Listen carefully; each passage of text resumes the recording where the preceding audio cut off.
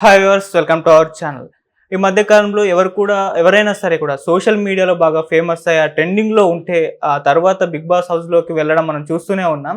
So, ఇదే use చేసుకొని ఇప్పుడు కుమారి ఆంటీ గత కొన్ని రోజుల నుంచి కూడా సోషల్ మీడియాలో ఎంత హల్చల్ చేస్తుందో మనందరికీ తెలిసిందే. ఈవెన్ 2 రాష్ట్రాల్లో పొలిటికల్ ఫైట్ కూడా ఆమె మీద జరగడం చూస్తున్నాం.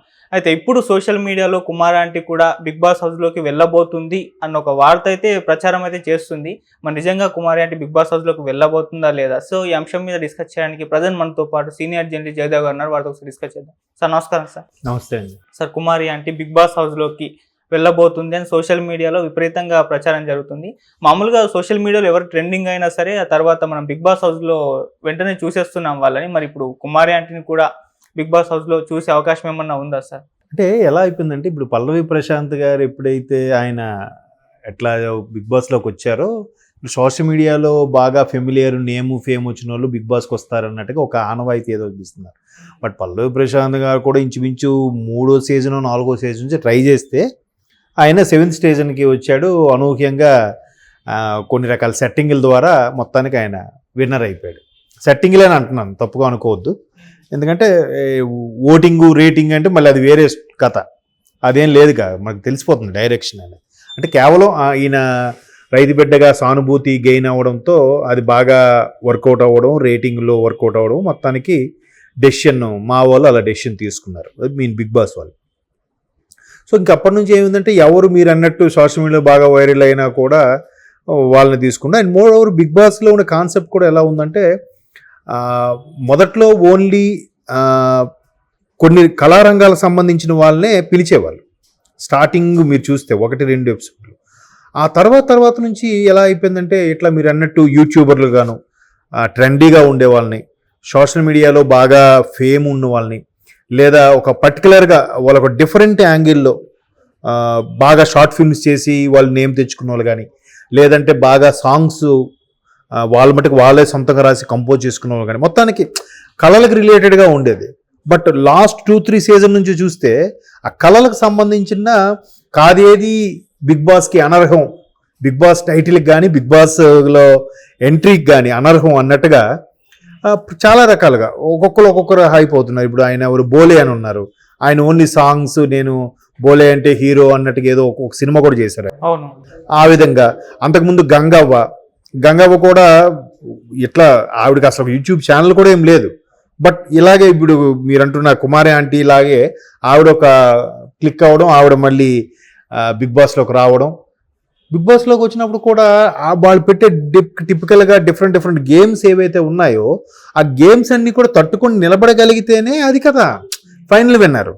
అలా ఏం లేదు, రకరకాల రంగాల నుంచి రకరకాల డిఫరెంట్ ఏజ్ ఫ్యాక్టర్ను కూడా తీసుకొచ్చి పెట్టడము.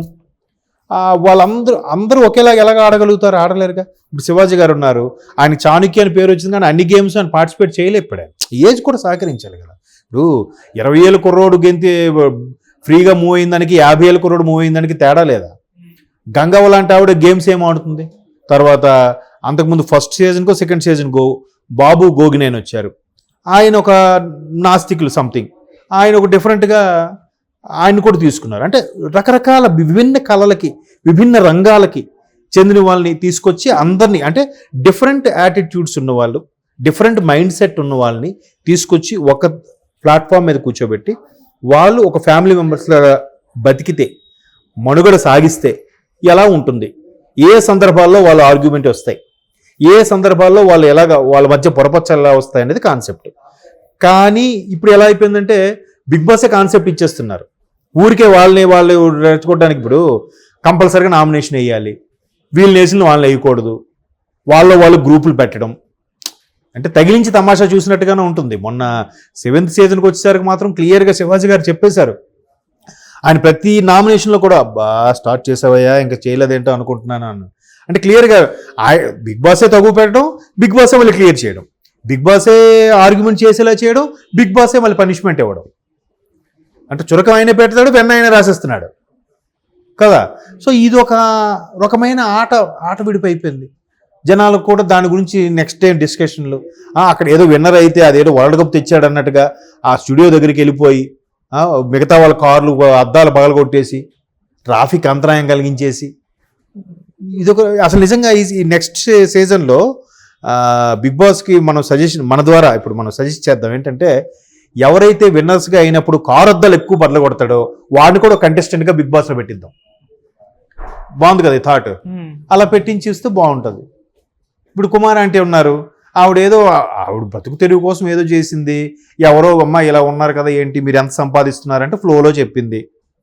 ఫ్లోలో చెప్తే ఇంక ఈవిడ ఖచ్చితంగా జగన్మోహన్ రెడ్డి మనిషి, ఈవిడిది ఏదో ఇబ్బంది పెట్టాలని జగన్మోహన్ రెడ్డి గారు ఏం చేశారు, జగన్మోహన్ రెడ్డి గారు తల మనుషులు మాకు వీళ్ళే చాలు సెలబ్రిటీలు, ఈ కింద సామాన్యులే, మాకు సెలబ్రిటీ అవసరలేదని జగన్మోహన్ రెడ్డి గారి మనుషులు స్టేట్మెంట్.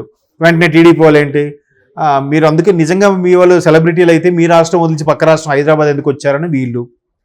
సరే జగన్మోహన్ రెడ్డి అంటే గట్టదు కాబట్టి రేవంత్ రెడ్డి పోలీసులు పెట్టి పంపించేసి తీయించేశాడని ఒకడు. ఇంక ఈ నరం లేని నాలుకండి ఇంక తిరుగుతూనే ఉంటుంది. ఎవడికి నచ్చింది వాడు రాసేయడం, నా వార్తలు నా ఇష్టం అన్నట్టు అయిపోయింది కదా.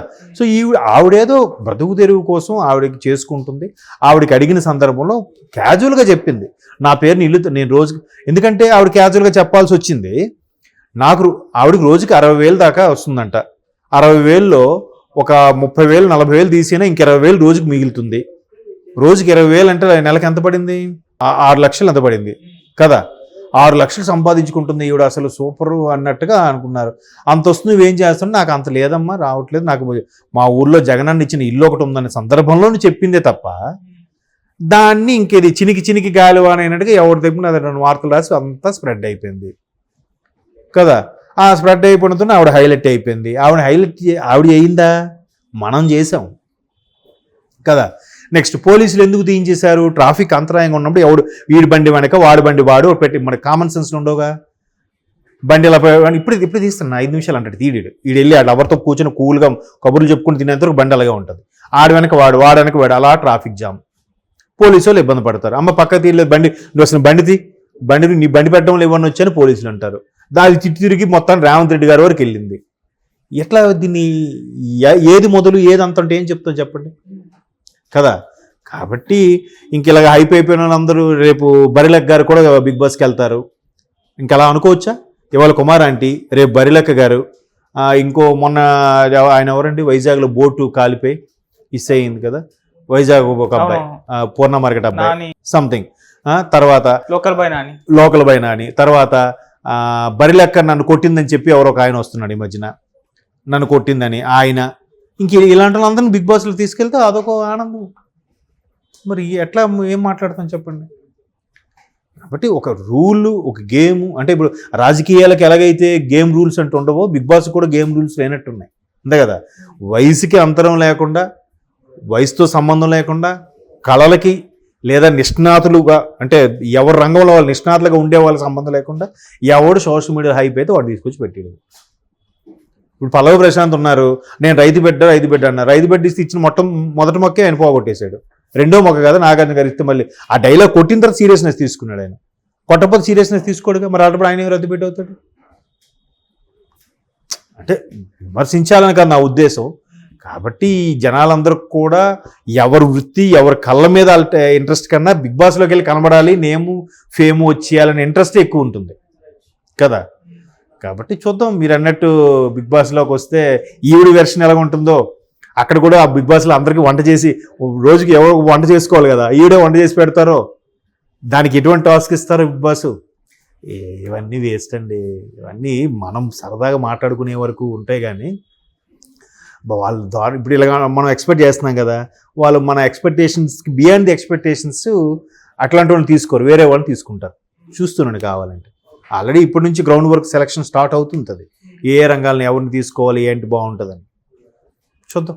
ఓకే సార్, ఓకే మీకు బిగ్ బాస్లో అవకాశం వస్తే మీరు వెళ్తారా సార్? నాకు ఇలా ఒక్కరోజు కూడా ఉండలేదు.